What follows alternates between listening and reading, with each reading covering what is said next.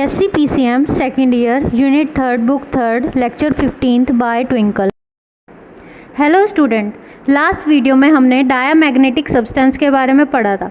आज हम पढ़ने जा रहे हैं पैरामैग्नेटिक सब्सटेंस के बारे में, जिसका एग्जांपल है एल्यूमिनियम, कैल्शियम, सोडियम। तो देखिए फर्स्ट पॉइंट क्या है इसका, the net magnetic movement of all electrons in an atom do not add up to zero, hence atomic dipole exist. Example Na 11 atomic number है। अगर कोई हमारा Na है जिसका 11 एटॉमिक नंबर है, तो अगर पैरामैग्नेटिक सब्सटेंस वो होते हैं जिसमें जितना भी मैग्नेटिक मूवमेंट है इनिशियली मैग्नेटिक फील्ड लगाने से पहले, उन सब का मैग्नेटिक मूवमेंट सारे इलेक्ट्रॉन्स का जीरो एड अप होकर जीरो नहीं होता। तो इसका मतलब मैग्नेटिक फील्ड लगाने से पहले उसमें कुछ ना कुछ मैग्नेटिक मूवमेंट एग्जिस्ट करता है, हैंस डायपोल मूवमेंट एग्जिस्ट करता है। तो देखिए एक एग्जांपल है Na का, जिसका एटॉमिक नंबर है हमारा 11 है। तो उसे हम कैसे लिख सकते हैं, 1s2, 2s2, 2p6, 3s1। तो देखिए अगर हम इसके उसे फिल करें तो इसका ये दोनों तरफ अपवर्ड और डायरेक्ट्रिक इलेक्ट्रॉन स्पिन अपवर्ड डायरेक्शन और electron spin in downward direction, इस तरीके से इसमें फिल हो जाएगा। 2s2 का भी फिल हो जाएगा, 2p6 का भी फिल हो जाएगा, बट 3s1 का सिंगल रहेगा। तो अगर ये सारे एडअप हो गए, ये तो एक दूसरे को कैंसिल कर देंगे, इनका मैग्नेटिक मूवमेंट इलेक्ट्रॉन स्पिन का ये जीरो हो जाएगा। बट इसका एक ही डायरेक्शन में है, तो इसका मतलब कुछ ना कुछ इलेक्ट्रॉन स्पिन इसका रहेगा। अगर इलेक्ट्रॉन स्पिन रहेगा तो इसका नेट डायपोल मूवमेंट एग्जिस्ट करेगा, इसमें मैग्नेटिक फील्ड एग्जिस्ट करेगी, डायपोल मूवमेंट एग्जिस्ट करेगा, एटॉमिक डायपोल एग्जिस्ट। नेट तो देखिए यहाँ पे इस तरीके से इसका कुछ ना कुछ इसमें रहता है, तो उसमें कुछ ना कुछ मैग्नेटिक मूवमेंट एग्जिस्ट करता है। तो net magnetic movement in any small volume is still zero. तो कुछ ना कुछ एग्जिस्ट करेगा, बट अगर हम स्मॉल वॉल्यूम लें सब्सटेंस में, तो उन स्मॉल वॉल्यूम में net magnetic movement in any small volume is still zero. तो वो फिर भी जीरो रहता है अगर स्मॉल वॉल्यूम कंसीडर करें। अगर ओवरऑल कंसीडर करें तो उसमें कुछ ना कुछ उसका net magnetic dipole movement exist करेगा, बट अगर स्मॉल वॉल्यूम है तो एटॉमिक मूवमेंट क्या हो जाएगा, जीरो हो जाएगा, क्योंकि due to randomly alignment in absence of external magnetic field. क्योंकि अगर रैंडमली अलाइनमेंट है, क्योंकि उनका अगर स्मॉल वॉल्यूम कंसीडर करें, वहाँ रैंडमली अलाइनमेंट है हमारा इन सारे एटॉमिक मूवमेंट्स का, तो वो क्या होगा, हमारा एक्सटर्नल मैग्नेटिक फील्ड की एब्सेंस में वो क्या होगा, हमारा जीरो होगा। सेकेंड पॉइंट क्या है, on applying external magnetic field the atomic dipole align with direction of applied external magnetic field। जब हम external magnetic field अप्लाई करते हैं तो हमारा एटॉमिक डायपोल जो अलाइन हो जाता है डायरेक्शन ऑफ अप्लाइड एक्सटर्नल हमारी मैग्नेटिक फील्ड। तो यहाँ पे हमने एक्सटर्नल मैग्नेटिक फील्ड लगाए हैं और यहाँ पे हमने क्या लिया हुआ है, स्मॉल वॉल्यूम के डायमैग्नेटिक इलेक्ट्रॉन स्पिन है। तो मैग्नेटिक फील्ड लगाने की वजह से ये सारे मैग्नेटिक फील्ड की डायरेक्शन में इस तरीके से ये क्या हो रहा है, अपने आप को अलाइन कर रहे हैं। ठीक है, तो हमारी पर 100% अलाइनमेंट नहीं हो पाती है यहाँ पे।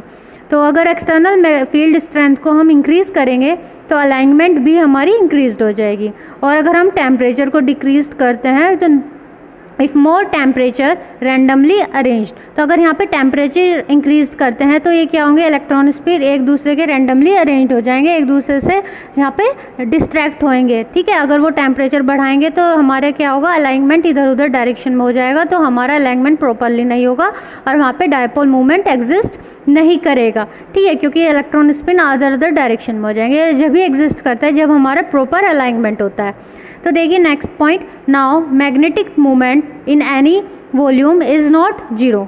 जब हमने मैग्नेटिक फील्ड लगा दी तो किसी भी वॉल्यूम में हमारा मैग्नेटिक मूवमेंट जीरो नहीं होता, क्योंकि वो प्रॉपरली अलाइंड होते हैं। बट हमने टेम्परेचर को यहाँ पे क्या रखा हुआ है, नॉर्मल रखा हुआ है। इस फिनोमेना को क्या बोलते हैं हम, पैरामैग्नेटिज्म। और जो सब्सटेंस लगा हुआ है इस सब्सटेंस को क्या बोलते हैं, paramagnetic substance.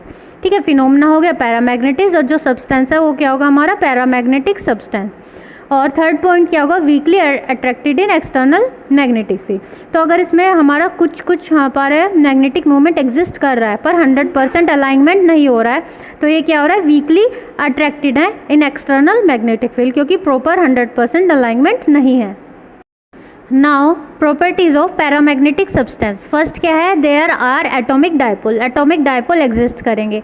Net magnetic moment of each atom is not zero, तो नेट मैग्नेटिक मोमेंट हर एक एटम का जीरो नहीं होगा, ठीक है। They are weakly attracted in external magnetic field, second होगा कि वो वीकली अट्रैक्टेड होगा क्योंकि प्रॉपर 100% हमारा अलाइनमेंट नहीं होता है, इसलिए अट्रैक्टेड तो होते हैं बट वीकली अट्रैक्टेड होता है एक्सटर्नल मैग्नेटिक फील्ड अप्लाई होने पे।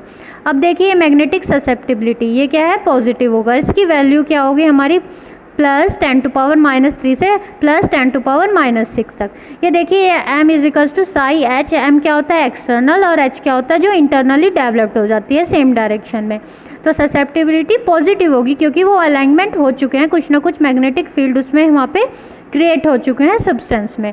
अब देखिए म्यू आर की वैल्यू होती है 1 + साई, ठीक है। मैग्नेटिक ससेप्टिबिलिटी अगर ये पॉजिटिव है तो साई भी हमारा 1 से ग्रेटर होगा क्योंकि इसकी कुछ ना कुछ वैल्यू इसमें एडअप होगी, ठीक है।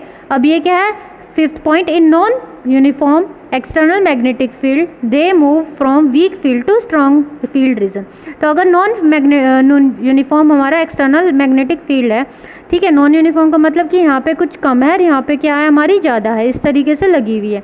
तो अगर नॉन यूनिफॉर्म मैग्नेटिक फील्ड लगी हुई है तो वो क्या है कि हमारी वीक फील्ड से स्ट्रॉन्ग फील्ड की तरफ जाना चाहेंगे क्योंकि वीक फील्ड में क्या होगा, वो वीकली अट्रैक्टेड होंगे और स्ट्रॉन्ग फील्ड में थोड़ा ज़्यादा अट्रैक्टेड होंगे, तो वो क्या होगा, मूवमेंट हो जाएगा non uniform external magnetic field में।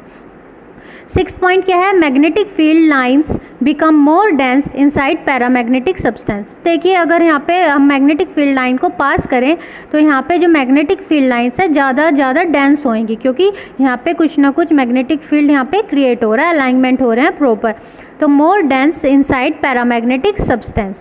7th पॉइंट क्या है, magnetisation of paramagnetic substance is inversely proportional to absolute temperature in kelvin.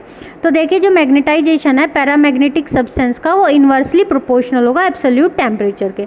तो मैग्नेटाइजेशन बताया था जो हमारा सब्सटेंस का जो हमारा एक्सटर्नल मैग्नेटिक फील्ड होता है इज = CB0/T, ठीक है। यहाँ पे इनवर्सली प्रोपोर्शनल है, हमारे प्रोपोर्शनलिटी कांस्टेंट है। B0 क्या है हमारा μ0। नाउ अब हम यहाँ पे m की वैल्यू क्या है, साई h, ये भी पहले हो गया। अब हमने क्या किया, B0 की वैल्यू μ0h यहाँ पे पुट करी, ठीक है, B0 की वैल्यू। तो यहाँ क्या बना, साई h = C μ0h/T, ठीक है। तो यहाँ से h कैंसिल हुआ तो जो हमारा साई निकल के आ गया = C μ0/टेम्परेचर। तो और सारे प्रोपोर्शनलिटी कांस्टेंट में गया तो साई की वैल्यू क्या आएगी, इनवर्सली प्रोपोर्शनल टू टेम्परेचर। तो मैग्नेटिक ससेप्टिबिलिटी हमारी क्या आई, इनवर्सली प्रोपोर्शनल टू टेम्परेचर, और इसे ही हम क्या बोलते हैं, Curie law.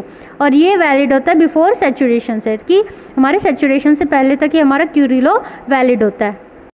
So on lowering temperature को कम करने पे a stage comes when 100% atomic dipole are aligned perfectly with external magnetic field, this is called saturation. जब हम टेम्परेचर को कम करते हैं तो एक स्टेज आती है जब हमारे एटॉमिक डायपोल 100% अलाइंड हो जाते हैं हमारी एक्सटर्नल मैग्नेटिक फील्ड में। After this Curie law invalid हो जाती है, इसके बाद हमारी क्यूरी लॉ इनवैलिड हो जाती है and Sai will not increase on decreasing temperature. तो जैसे हमारा, क्योंकि ये परफेक्टली हमारे अलाइंड हो गए, सैचुरेशन हो गए, तो जैसे हम टेम्परेचर को, क्योंकि इन्वर्सली प्रोपोर्शनल है, हमारा टेम्परेचर बढ़ाने से हमारा साई, टेम्परेचर घटाने से हमारा साई जो मैग्नेटिक ससेप्टिबिलिटी वो इंक्रीज नहीं होती है।